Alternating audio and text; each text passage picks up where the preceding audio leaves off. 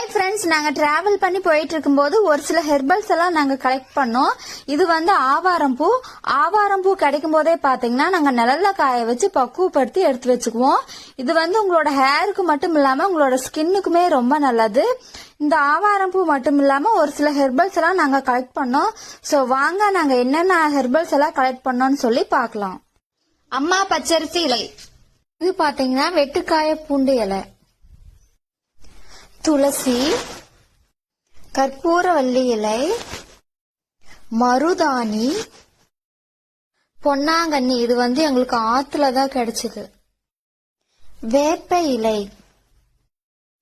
குப்பை மேனி இலை, கீழாநெல்லி, இது வந்து ஆமணக்கு இலை, இதுவும் ஆத்து பக்கம்தான் கிடைச்சது.